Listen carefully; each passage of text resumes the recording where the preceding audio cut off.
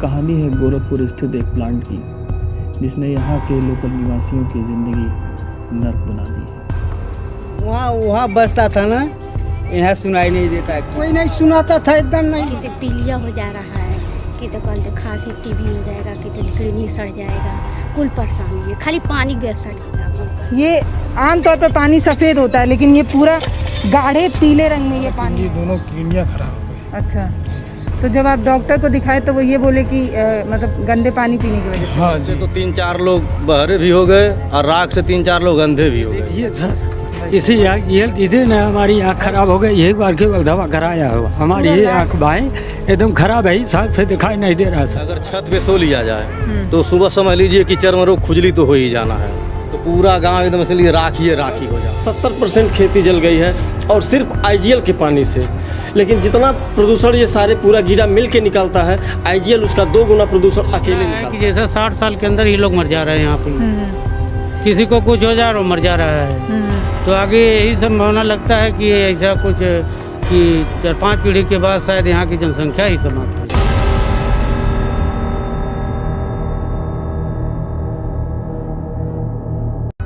India glycols limited सालाना 5,000 करोड़ से ज़्यादा का टर्नओवर और भारत में 8 प्लांट। ये तो वो कहानी है जो सभी आपको बताएंगे, लेकिन आज हम आपको दिखाने जा रहे हैं पर्दे के पीछे की असली सच्चाई। तो चलते हैं इस फैक्ट्री के पीछे। इस फैक्ट्री के पीछे जाते ही आपको नज़र आएगा काला धुआं और उस धुएं में मिला हुआ काली राख। राख पड़ गया पूरी आ रही गिरा राख, पूरा आँख में देखिए, शर्ट पूरा राख लगा हुआ है, 3-4 आँख में पड़ गया, धोने पे निकले गड़ रहा है, बहुत तेज 24 घंटा यही इनका 24 घंटे ऐसे राखी उड़ता है। कोई यात्री अगर घर से आएगा बिना उसके आँख में पड़े बच के नहीं जा सकता है, जान आँख में पड़ जाना है, गड़ता रहता है। और आप वो धुआं दिखाइए, और मैं आपको बताऊं कि अगर आप यहाँ पे 10 मिनट खड़े हो जाएंगे तो आपकी आँख तो बचेगी नहीं, बुरी तरह से जलन हो रहा है आँख में, और महक भी बुरी, बहुत खराब तरह की स्मेल आ रही है। ये सब लीकर बनाने की वजह से हो। और बस इतना ही नहीं, इस राख से आसपास के इलाकों में रहने वाले कई लोग अंधे भी हो गए हैं। जब होता है ध्वनि प्रदूषण आईजीएल से, इससे तो 3-4 लोग बहरे भी हो गए और राख से 3-4 लोग अंधे भी हो गए। अच्छा, ये देखिए सर, इसी इधर ना हमारी आँख खराब हो गई, एक बार केवल दवा कराया हुआ, और उसके बाद हम इस पर पर्दा पड़ गया है और प्रधान बोले कि हम दवा करवाएंगे। और अब इसी वक्त अभी भी देखिए हमारी ये आँख बाएं एकदम खराब है, साफ से दिखाई नहीं दे रहा सर। बता, एकदम मामूली बता रहा हूँ, आपकी शक्ल नहीं दिखाई दे रही। ये मालूम पड़ रहा है कि आप काले काले कोई यहाँ पर हैं। यही हालत है सर, घी रखी और ये आगी हल्की। हम ग्लेंट में गाड़ी चला रहे थे, साइकिल से आ रहे थे, सुबह का टाइम था, 6 बज रहा था। उसमें से राखी जैसे तिनका नहीं है, वो उड़ते हुए आया सर, आँख में पड़ी। आँख में पड़ा तो मतलब वो जैसे सुई की तरह लगा चुभने, तो ऐसे हल्का हल्का किए आए, पानी उन्हें धोए, उसके बाद कोई प्रभाव नहीं पड़ा। प्रभाव नहीं पड़ा है, और उसके समय ऐसे करते करते वो कहीं धंस गया। अच्छा। पूरा, और धंस गया, दवा मतलब दिखाए भी लेकिन सही नहीं हुआ, एकदम आँख लाल लाल हो गई, पूरा इतना बड़ा बड़ा हो गया। अभी तक कितना पैसा लगल चाचा? सर हमने इस समय 22,000 रुपया लगा। कहूँ सर, अरे जब प्रधान नहीं सुनेंगे तो दूसरा कौन सुनेगा? अच्छा। वहाँ रोड पे खड़ा हो जाइए, केवल उसकी कंपनी की तरफ देखिए, अभी आपके आँख में पूरा राख पड़ जाएगा और आँख पूरा दर्द करेगा। ये अगर गर्मी पड़ रही है, लाइट नहीं है, अगर छत पे सो लिया जाए तो सुबह समझ लीजिए कि चर्म रोग खुजली तो हो ही जाना है, वो ठीक तो होगा नहीं। मतलब यहाँ जितने लोग हैं, कोई ऐसा नहीं कहने लायक मेरा शरीर नहीं खजुला रहा है। सिटीजन वगैरह इधर उधर से दवा लेकर के सबको खाना पड़ता है। अभी तेज से जब हवा चल देता, जैसे मान लीजिए आधी आ गई, तो पूरा गांव एकदम इसलिए राखी हो जाए। यहाँ पर रिपोर्टिंग करने के दौरान पल्लवी की आंख में भी ये राख चली गई। तो इस तरह की दिक्कतें आप देख रहे होंगे, अभी भी बुरी तरह से यहाँ पे जो काला धुआं निकल रहा है, और ये जो काला धुआं है वो लोगों की ज़िंदगी पर काला साया बन रहा है और लोगों की ज़िंदगी बुरी तरह से लील रहा है। लेकिन आम जो अधिकारी लोग हैं उनको कोई फ़र्क नहीं पड़ रहा है, वो लोग आराम से अपने एसी वाले कमरे में आराम से बैठे हुए हैं, और यहाँ के लोगों की जो दिक्कतें हैं वो सुनने को कोई तैयार नहीं है, जिसकी वजह से यहाँ के काफ़ी लोगों की ज़िंदगी जो है वो अब खिलौना ही बन के बची है। और सिर्फ इतना ही नहीं, यहाँ के निवासी बताते हैं कि कैसे इस फैक्ट्री की तेज आवाज़ से कितने लोग यहाँ बहरे हो गए। ध्वनि प्रदूषण आईजीएल से। हाँ। इससे तो 3-4 लोग बहरे भी हो गए। दिक्कत है क्या देखिए, ये देखिए पूरा टाका चला हुआ है, कैसे हुआ? हाँ तो ऐसे हो गया था, यहीं पर रहे तो ये जलवा वाला गांव सुना नहीं, बस यहीं रहे पर थोड़ा सा इथी हो गया। तो तेज बोलिए चाचा, समझ नहीं आ रहा है। सनक गए। का दिक्कत भाई लाल पहले काने में? हाँ यहीं अजलवा से, अजलवा सरा वाले के हाँ। यहीं से दिक्कत हुआ था। तो का होत रहल तू के? ऐसे पगला गए थे। अच्छा, पगला के गिर पड़े। काहे खरतन पगला गई लहला, वही सुनाई नहीं। आवाज वो बताओ। हाँ। इतना तेज आवाज करता। अरे दुनियाने उनियाने सब। उस समय आईजीएल जब नए नए बना था तो इतना तेज आवाज कर रहा था, अभी भी करता है। जब वो अपना छोड़ते हैं सिस्टम करते हैं तो स्टीम बहुत तेज जब हो जाता है तो एकदम पूरा गांव गूंज जाता है, मालूम पड़ता है जहाज जा रही है ऊपर से ही। अरे कोई सुनाता नहीं ऐसा है। सबके गूंज रहा था, उनके कान में दिक्कत आ गई थी, ये पगला गए थे उस आवाज को सुन करके। तो चाचा ये बता रहे हैं कि इतना तेज आवाज था जिसकी वजह से ये दिमागी रूप से जो है ये बीमार हो गए सबसे पूछ लीजिए, कोई नहीं सुनाता था, एकदम नहीं। बता रहे हैं कि इनकी नतनी जो है इतना तेज आवाज क्या कह रहे हैं बाबा? मेरी नतनी आई थी, हाँ। वो लैट्रिन के लिए गई, उसको खेत में ले गए और इतना तेज आवाज़ हुआ ना कि वो चिल्ला करके रो पड़ी बहुत तेज में। उसको शांत कराते तब जा करके वो शांत। वहाँ बसता था ना, यहाँ सुनाई नहीं देता किसी के पास। अच्छा, आपस में आप लोग बात नहीं कर पाते? बात नहीं, सुनाइए नहीं देता, कोई बात नहीं कर पाता है। इतना तेज इतना तेज आवाज देता है। अभी ठीक हो गया। अभी ठीक हो गया। तो यहाँ पे ध्वनि प्रदूषण, वायु प्रदूषण और पता नहीं कौन कौन से प्रदूषण की वजह से लोगों की जिंदगी बुरी तरह से बर्बाद हो गई। इसके अलावा हमने ये भी जानने की कोशिश की कि फैक्ट्री से निकलने वाला दूषित पानी किस तरह से नदी में मिलाया जाता है, क्या उसे ट्रीट किया जाता है या यूं ही नदी में मिला दिया जाता है। तो हमने पाया कि बिना ट्रीट किया हुआ फैक्ट्री का दूषित पानी एक कच्चे नाले में गिरा दिया जाता है और इस कच्चे नाले से ये पानी ज़मीन के अंदर सोख लिया जाता है। और यहाँ के आसपास के रहने वाले निवासी बताते हैं कि उनके नलों से निकलने वाला पानी कितना पीला हो गया है। इस बाल्टी का पानी आप एक बार दिखाइए।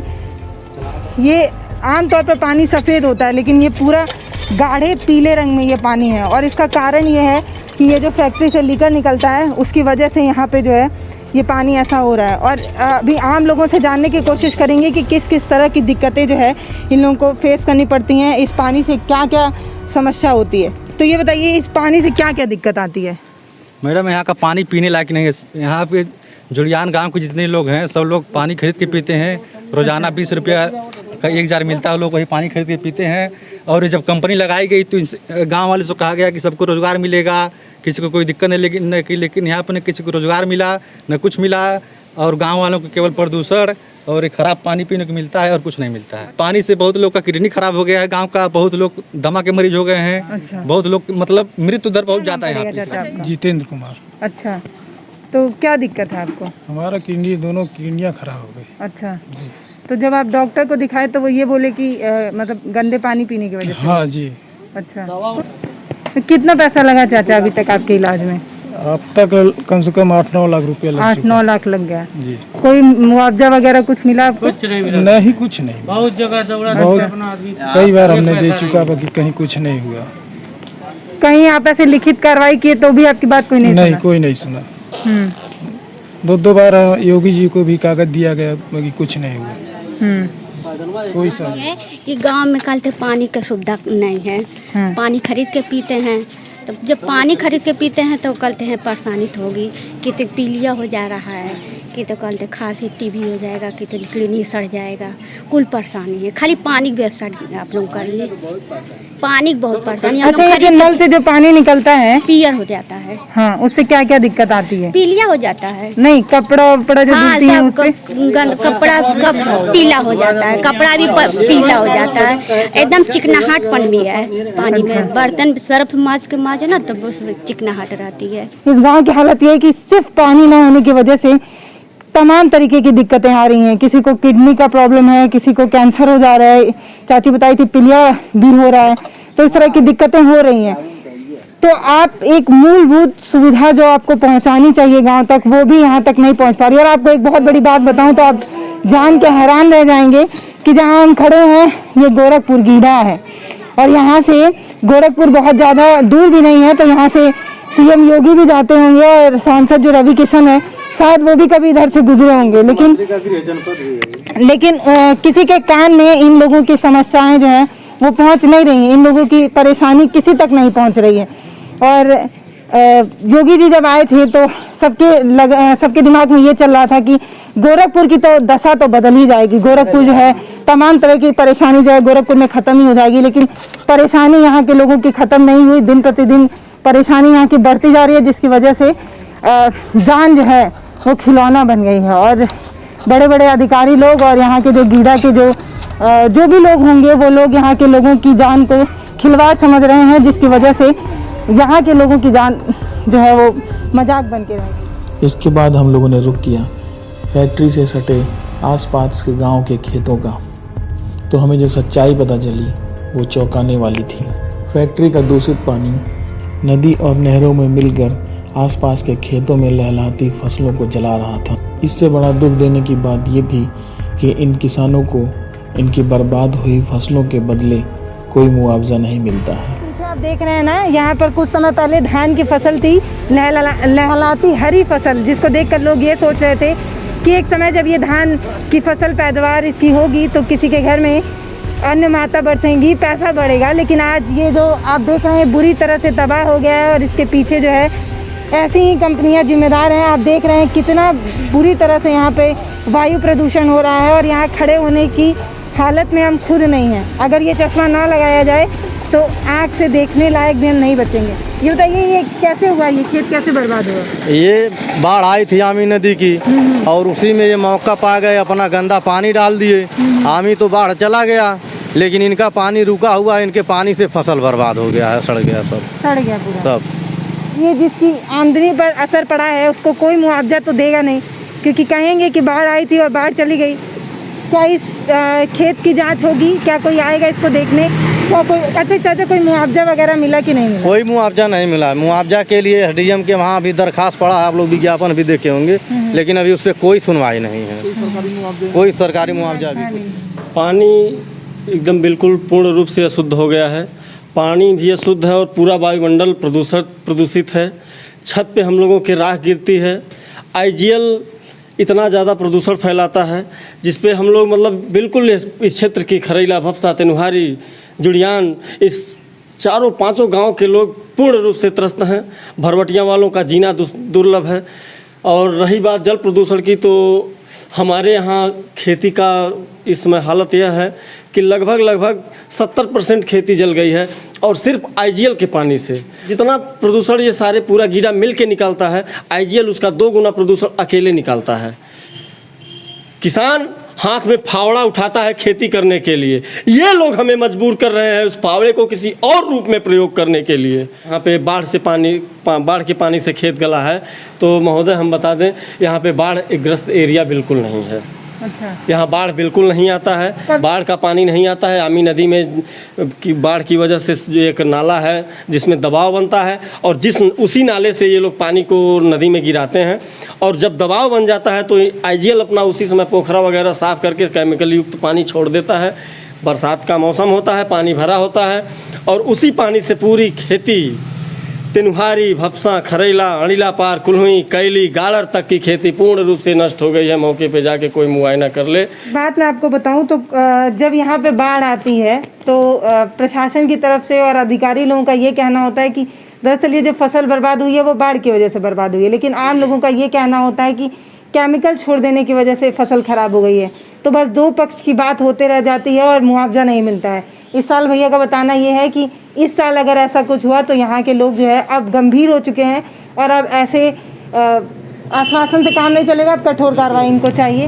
और आज तक कार्रवाई इसलिए नहीं हो पाई क्योंकि लोग भी गहरी नींद में सोए रहे, और लोगों को ये लगता रहा कि अधिकारी लोग सुनेंगे और नेता पार्षद लोग सुनेंगे, लेकिन किसी ने आम लोगों की बात नहीं सुनी, जिसकी वजह से आम लोगों की फसल बर्बाद हुई, आम लोगों की ज़िंदगी जो है वो खिलौना बनकर रह गई है। और इसके बाद हमने सोचा कि लोगों से जानने की कोशिश करें कि जिनके ऊपर जिम्मेदारी है वो जनप्रतिनिधि और वो प्रशासन क्या कर रही है। और जानकर दुख तो तब हुआ कि पत्रकार यहाँ पर आते हैं और रिपोर्टिंग करके आईजीएल में अंदर जा करके अपना पैसा लेकर के वापस चले जाते हैं। जब वोटवा ले रहा तो सब कह देला हम बंद करवा दे हे कर दे। अच्छा। जब वोट ले रहा तो कहीं नहीं आवले सज जसवंत बाटे हम आईजीएल वाला 200-400 रुपये बीघे के हिसाब से देके सबका मुंह बंद और दलालों को कमीशन खिला देता है।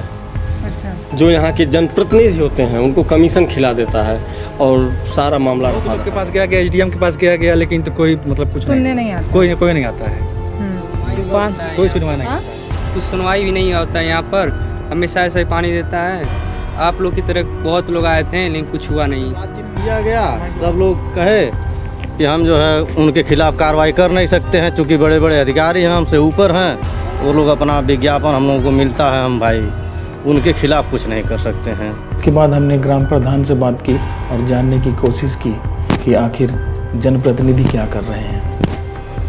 अब आपकी बात कराएंगे, खरेला गांव है ये और ब्लॉक पिपरौली है और उन्हीं के प्रधान से अब आपकी बात कराएंगे और उनसे जानने की कोशिश करेंगे जो यहाँ की विकराल समस्या है उसको लेकर प्रधान जी कितना सजग हैं, उन्होंने अभी तक कितनी कार्रवाई की है और ऊपर से क्या क्या आदेश आए हैं उसको लेकर ले दे के ज़मीनी हकीकत जानने की कोशिश की जाएगी।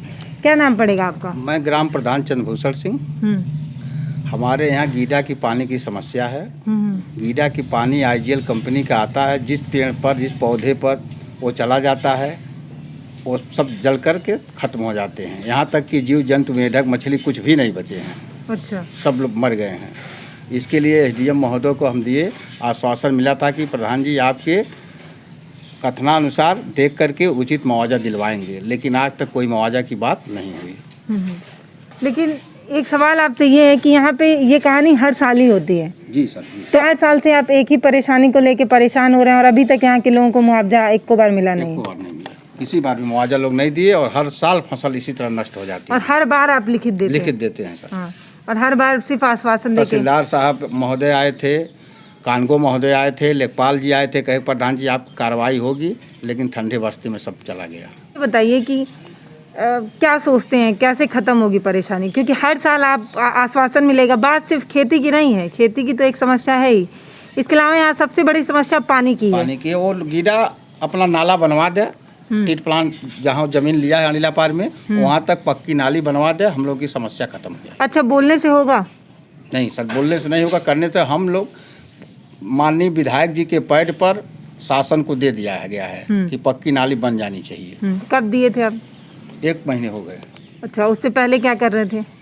अब उसके पहले सर देते तो हैं लेकिन कोई सुनवाई नहीं होता है। आप अपने कार्यकाल में कितनी बार दिए हैं और कब दिए हैं? 2 बार दिए हैं। 2 बार। 3 साल पहले दिया था जब गीडा ऑफिस गोरखपुर में था। अच्छा। और इन बार हम और पूर्व प्रधान जा करके माननीय विधायक जी के घर उनके पैड पर लिख करके गीडा सीओ को हम लोग देखे हैं।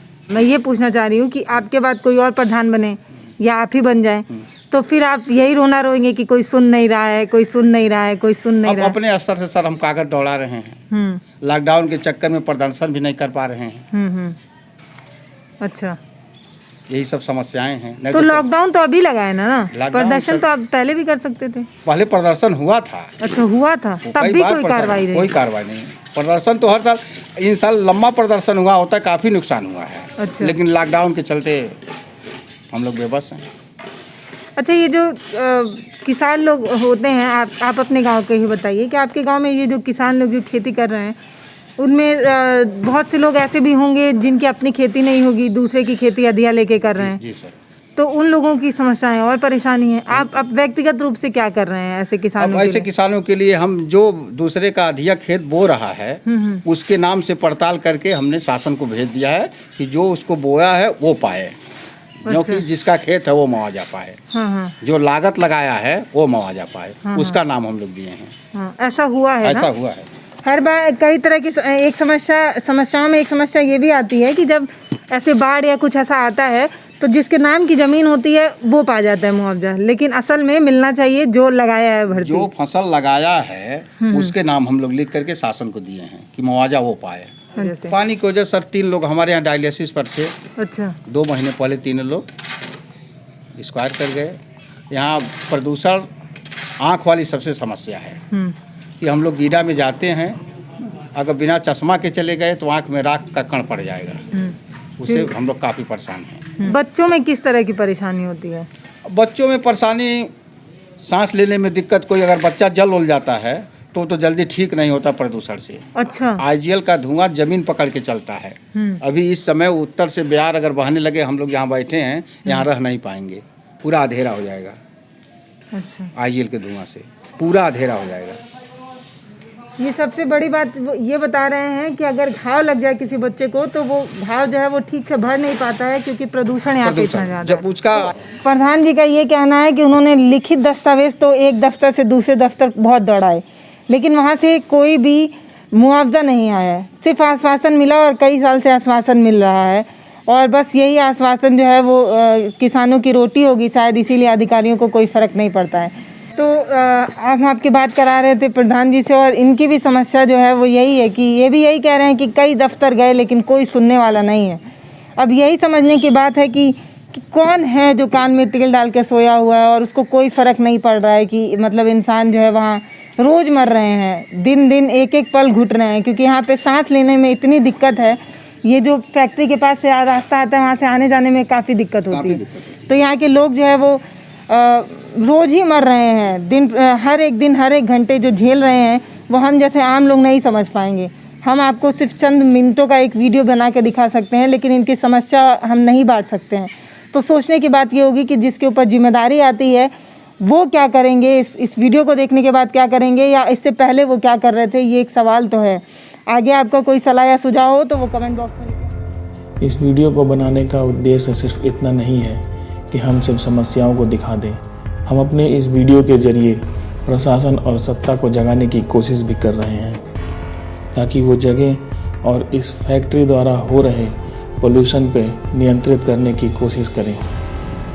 वरना अब अगर देर हुई तो इस फैक्ट्री से निकल रही राख में यहाँ के निवासियों का जीवन राख हो जाएगा। अगर आपको हमारा ये प्रयास पसंद आया हो तो वीडियो को शेयर ज़रूर करें। आपका एक शेयर किसी को अंधा, किसी को बहरा या किसी को पानी के प्रदूषण की वजह से किडनी खराब होने से बचा सकता है। आपका एक शेयर यहाँ पर रहने वाले निवासियों के लिए वरदान साबित हो सकता है। तो वीडियो को शेयर ज़रूर करें।